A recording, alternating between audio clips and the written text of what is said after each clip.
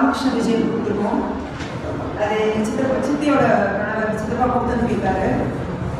இந்த புக்கெல்லாம் படித்து வீட்டில் வந்து ரெகுலராக அப்பா சப்ஸ்கிரைப் பண்ணியிருப்பாரு. ரெகுலராக இதெல்லாம் நான் படிச்சுருக்கேன்.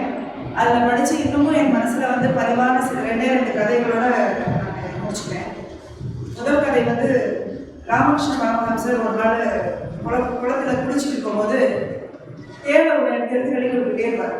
அவருடைய சீடர் கேட்பாரு, அதுதான் பொட்டுன்னு தெரியுதுல்ல, அதை எதுக்கு பிடிச்சிட்டே இருக்கீங்க, பிடிச்சி எதுக்கு தண்ணியில் அது மாட்டிச்சுன்னு அதை பிடிச்சி வெளியே விடுறாரு. அதுக்கு அவர் சொல்றாரு பரமஹம்சர், ஒட்டுறது தேவனோட பழக்கம், அடுத்த உயிரை காப்பாற்றுறது என்னோட பழக்கம். ஒட்டுறதை அது எப்படி தன்னோட பழக்கத்தை விட மாட்டேங்குதோ என்னோட நல்ல பழக்கத்தை நான் ஏன் விடணும், அதனால நான் எனக்கு முயற்சி பண்ணுறேன் அதை காப்பாற்றுறதுக்கு அப்படின்னாரு. இதெல்லாம் வந்து பசுமரத்தை ஆணி போல சின்ன வயசுலேயே எனக்கு பதிஞ்சிருச்சு. அந்த முதல் புக்கு வந்தோன்னா அந்த சப்ஸ்கிரைப் பண்ணால் ஒரு பெரிய ஒரு டேப் மாதிரி ஒரு டிக்கெட்டு வரும். இப்போ அந்த காலத்தில் சேனலாம் ஊற்றி அதை பிச்சுட்டு அதை இப்படி படிச்சுருக்கோம். அந்த புக்கு அதை பிரித்து படித்ததான் எனக்கு பிடிக்கும். அதனால் அப்பா நிறைய நூல்களை எல்லாருக்கும் தர மாதிரி தான் வீட்டிலே வச்சுருப்பாரு.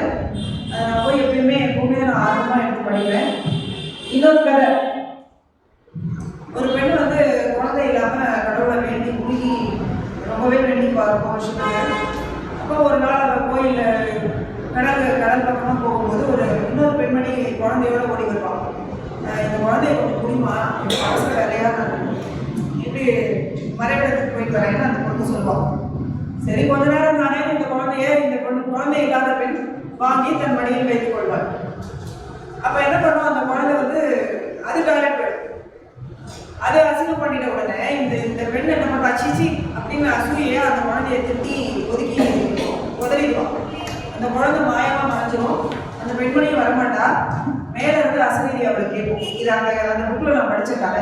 இன்னொரு புக்கில் சொல்லுவார், அந்த அசரீதி குரல் சொல்லுவோம், குழந்தை வேணும் வேணும்னு கேட்டியே, குழந்தைய நான் தான் அனுப்பினேன், அதை வச்சுக்கிற தகுதி உனக்கு இல்லை, உனக்கு பிறந்தாவே குழந்தைன்னு இல்லை, எல்லா குழந்தைகிட்டையும் நீ அன்பு காட்டிக்கணும்ல, அந்த குழந்தைய வந்து நீ இவ்வளோ துச்சமாக மதிக்கும் போது உனக்கு நான் எதுக்கு குழந்தைய கொடுக்கணும்? இது குழந்தைக்கு மட்டும் இல்லை, எந்த பொருளுமே அந்த பொருளுக்கு தகுதியானவர்களாக நம்மை மாற்றிக்கொள்ள வேண்டும்.